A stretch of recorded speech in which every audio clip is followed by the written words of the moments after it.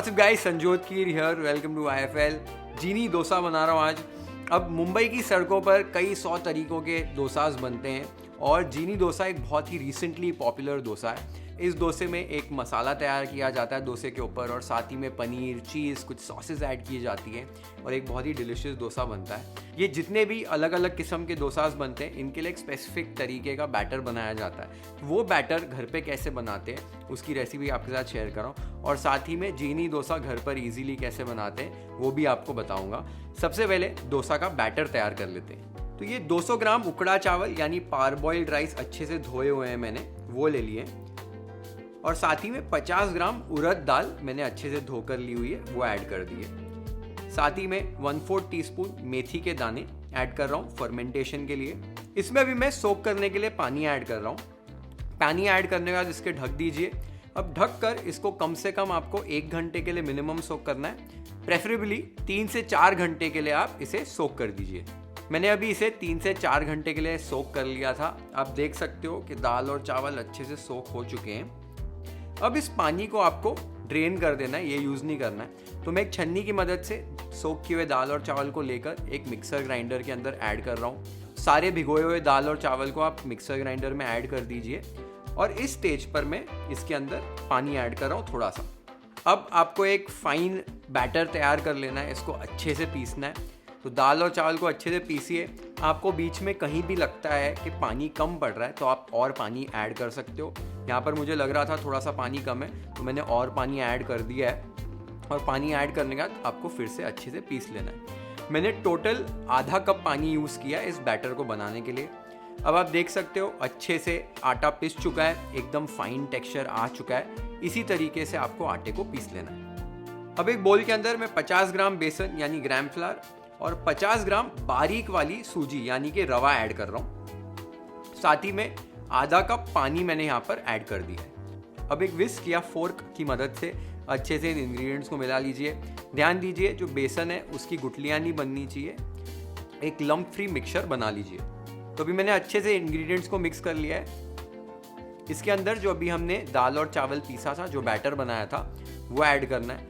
तो batter add कर दीजिए। बैटर ऐड करने के बाद आपको अच्छे से फिर से सारे इंग्रेडिएंट्स को मिला लेना है। विस्क यूज़ करके अच्छे से सारे इंग्रेडिएंट्स को मिला लीजिए। आपके सारे इंग्रेडिएंट्स जो हैं वो अच्छे से मिल जाने चाहिए। तो अभी मैंने सारे इंग्रेडिएंट्स को अच्छे से मिला लिया है। हमारा जो बैटर है वो फर्मेंट करने के लिए रेडी हो गया है। तो अब आपको 3 से 4 घंटे के लिए बैटर को फर्मेंट करना है। किचन के कोई भी वार्म हिस्से में या एक बंद ओवन के अंदर बैटर को रख दीजिए और 3 से 4 घंटे के बाद ये बैटर आपका जो है फर्मेंट हो जाएगा। अब आप देख सकते हो 3 से 4 घंटे के बाद बैटर हल्का सा फूल चुका है, फर्मेंट हो चुका है। इस स्टेज पर आपको हल्के हाथों से मिला लेना है इस बैटर को और देखना है कि कंसिस्टेंसी जो है बैटर की कैसी है। हल्का सा मुझे गाढ़ा लग रहा है तो थोड़ा सा मैंने इसमें पानी ऐड कर दिया है, खाली बैटर की कंसिस्टेंसी को थोड़ा सा पतला करने के लिए। अब बैटर की कंसिस्टेंसी जो है वो एकदम परफेक्ट हो चुकी है। इस स्टेज पर मैं बैटर के अंदर टेस्ट के हिसाब से नमक ऐड कर रहा हूँ। नमक डालने के बाद फिर से हल्के हाथों से इस बैटर को मिला लीजिए। ध्यान रखना ज़्यादा विगरसली आपको मिक्स नहीं करना है, एकदम हल्के हाथों से आपको बैटर को मिक्स करना है। और हमारा डोसा का बैटर रेडी हो चुका है। तो आपने देखा ये डोसा का बैटर थोड़ा अलग किस्म से बनता है। इसके अंदर बेसन और रवा भी ऐड किया जाता है। इसका कारण ये है कि मुंबई में या कई सारी अलग अलग जगहों में जो अलग अलग टाइप के डोसास बनते हैं, तो ये मसाला जो होता है डोसा का, जैसे नूडल्स हो गए, ये जीनी डोसा हो गया, काफ़ी सारी चीज़ें डोसा के ऊपर ही पकाई जाती हैं। तो क्योंकि इन मसालों को ज़्यादा टाइम लगता है पकने को, तो डोसा भी उतने टाइम तक गैस के ऊपर रहता है। तो डोसा जले नहीं, इसको थोड़ा टाइम लगे पकने के लिए, इसलिए ये सारी चीज़ें की जाती हैं कि इतना ज़्यादा लिक्विड भी हो डोसा के ऊपर तो भी डोसा क्रिस्प बने। तो वो रवा और बेसन का एडिशन इसलिए किया जाता है। दूसरी बात, इस बैटर को 7-8 घंटे के लिए भी फर्मेंट नहीं किया जाता है, थोड़ा सा अंडर फर्मेंट करते हैं क्योंकि इसमें वो स्पॉन्जीनेस नहीं चाहिए होती है। जो ये डोसा है थोड़ा सा क्रिस्प बनना चाहिए और इसमें स्ट्रक्चर होल्ड करना चाहिए डोसा ने, इसलिए ये एडिशंस और ये मैनिपुलेशंस इस बैटर में की जाती हैं। ट्रेडिशनली डोसा का बैटर थोड़ा अलग टाइप का बनता है, बट जब भी आप कोई मसाले वाला डोसा बना रहे हो, इस तरीके का स्ट्रीट स्टाइल डोसा बना रहे हो, तो ऐसा बैटर आप घर पर बना सकते हो।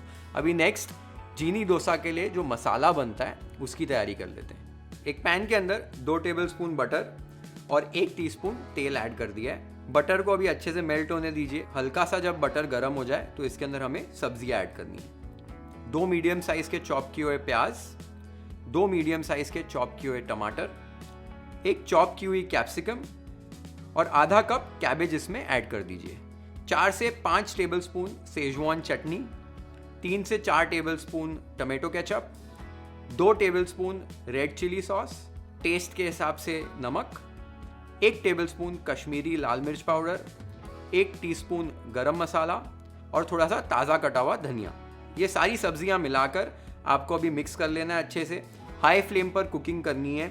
एक बार आपने अच्छे से मिक्स कर लिया तो एक पोटैटो मैशर लेना है आपको और ये सारी सब्जियों को एक पाव भाजी की तरह मैश करना है। तो आप देख सकते हो अभी मैं मैश कर रहा हूँ सारी सब्जियों को। आपको ध्यान देना है कि एकदम लिक्विडी ग्रेवी नहीं बना देनी है। आपको हल्की हल्की सब्जियां जो है जैसे कैप्सिकम और कैबेज है उसको इंटैक्ट रखना है। तो हल्के हाथों से मैश कीजिए जब तक कि ये जो मिक्सचर है ये एक साथ नहीं आ जाता है और एक अच्छा सा मसाला नहीं तैयार हो जाता है। तो बस मिक्स करते करते जब ये सारी सब्जियां एक साथ आ जाएं, बस 2 से 3 मिनट के लिए इन टोटल आपको इस मसाले को पकाना है। एक बार 2-3 मिनट हो जाए, आपका मसाला पक जाए, मैश हो जाए और एक साथ आ जाए, इस स्टेज पर आपको इसके अंदर थोड़ा सा स्प्रिंग अनियन डालना है और थोड़ा सा ताज़ा कटा हुआ धनिया ऐड करना है। अभी इसे भी मिला लीजिए और इस स्टेज पर आपको अभी ज़्यादा पकाना नहीं है और हमारा जीनी डोसा का जो मसाला है वो रेडी हो गया है। अब जीनी डोसा का मसाला मैंने रेडी कर लिया है। अब आपने देखा होगा जैसे सड़कों पर तो डोसा के ऊपर ही मसाला बनाया जाता है, तो मैंने आज वैसे क्यों नहीं किया है। अब घर पे जब भी आप बनाओगे डोसा तो आपके 3-4 फैमिली मेम्बर्स होंगे, आपको 7-8 डोसा बनाने पड़ेंगे।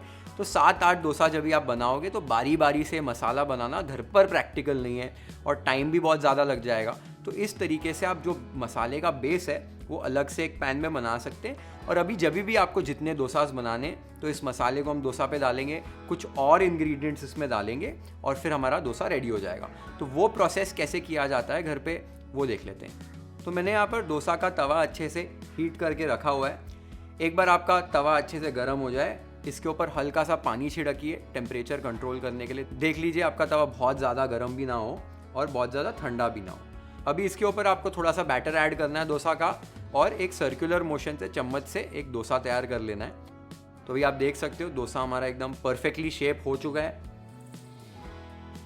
अभी इसके ऊपर आपको थोड़ा सा बटर ऐड करना है। बटर ऐड करने के बाद बटर को अच्छे से लगा लीजिए पूरे डोसा के सरफेस के ऊपर और इस स्टेज पर आपको गैस की फ्लेम को थोड़ा सा लो कर लेना है।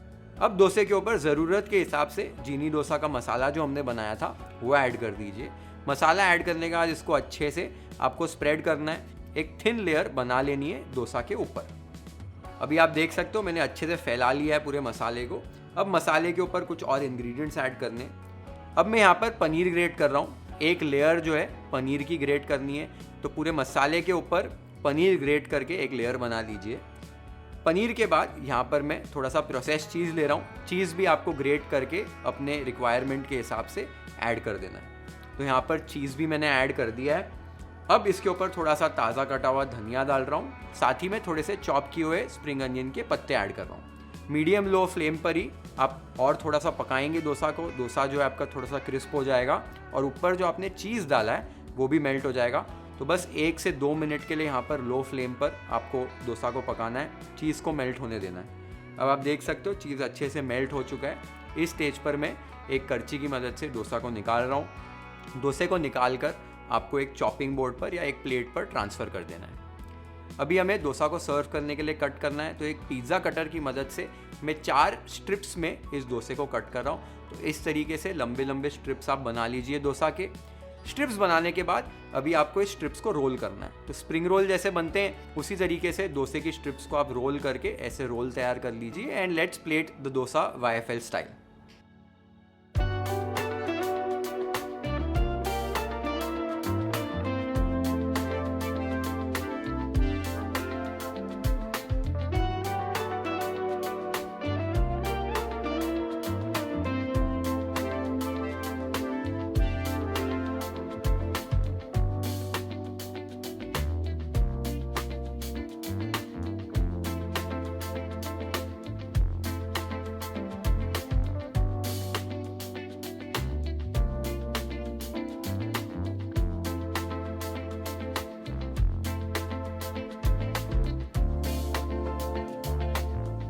बहुत ही डिलिशियस जीनी डोसा बनाया आज, एकदम स्ट्रीट स्टाइल। इसी तरीके से बनाओ अपने घर पे, I am sure you are going to love it. और जो डोसा बैटर बनाए, आप कई सारे अलग अलग डोसाज जैसे मिलते हैं, मैसूर मसाला, नूडल डोसा, स्प्रिंग डोसा, ऐसे अलग अलग डोसाज बना सकते हो सेम बैटर को यूज़ करके, और बहुत ही बढ़िया डोसाज बनते हैं। आई नो काफ़ी सारे लोग बोलते हैं ट्रेडिशनली डोसा बैटर ऐसे नहीं बनाया जाता है, मुझे भी पता है, लेकिन मुंबई की सड़कों पे और कई सारी जगहों पर जहाँ पर ये अलग अलग किस्म के डोसाज बनते हैं, वहाँ बैटर ऐसे ही बनाया जाता है। तो एक बार ट्राई ज़रूर करके देखो, आई एम श्योर बहुत अच्छा डोसा बनेगा। और यही टेक्निक का यूज़ करो कि मसाला अलग से बनाओ और फिर बाद में आप असेंबल करके फटाफट डोसाज अपनी फैमिली को और फ्रेंड्स को सर्व कर सकते हैं। ज़रूर ट्राई करो ये रेसिपी, कमेंट्स में मुझे बताओ आपको कैसी लगी। Share this video with your friends and family, hit the like button if you like this recipe, follow and subscribe to YFL if you haven't yet. Have an amazing time with my Genie dosa recipe at your home. Cheers.